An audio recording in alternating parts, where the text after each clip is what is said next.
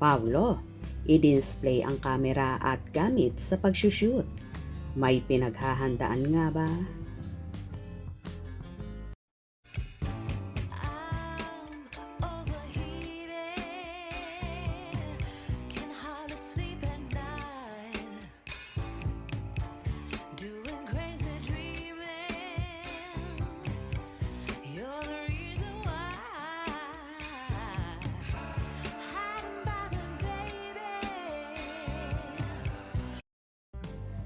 Tila, panay na panay ngayon ang pagpaparamdam ng kapamilya actor na si Paolo Avellino sa kanyang Instagram account, kung saan kamakailan ay nagbahagi siya ng kamera at excited na daw siya itong gamitin.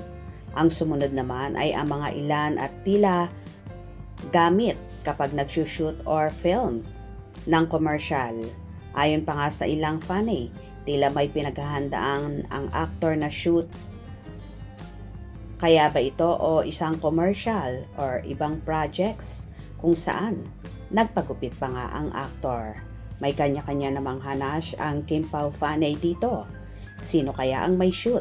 At ano kaya ito? Endorsement ata. Parang kaninang umaga siguro to. May Instagram si Eugene, yung creative director pag may shoot si Kim. Content shoot ata ginawa nila. Baka sa vlog or may endorsement shoot din sila. Kaya nga, malalaman naman natin yan pag nakapaglapag na. Alam ko, jowa si Kim yan.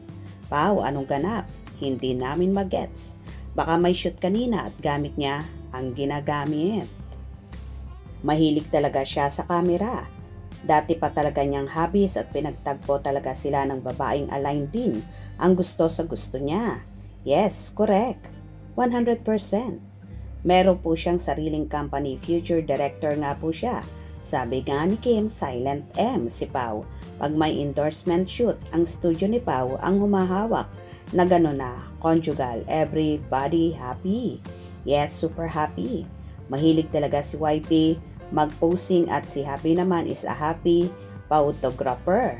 What a match. Yung camera na chap-chap na. Anong set na naman yan daw? Mukhang may pinaghahandaan na naman. General cleaning po siya ng cam. Yes, mahilig siya sa camera kasi love ni YP Kimi niya ng picture-picture. God bless Kim Pao forever. Love this. Very nice. True Lala sis.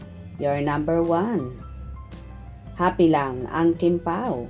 Lalo na kapag pinipicturean ni Paolo ang kanyang prinsesa.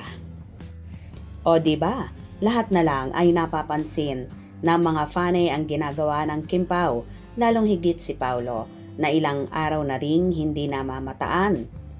Kaya natutuwa sila kapag nagpaparamdam ang aktor at tama rin ang sinasabi ng mga fanay na mahilig talaga si Paolo sa kamera, lalong higit kapag si Kimi na ang pinipicturean nito.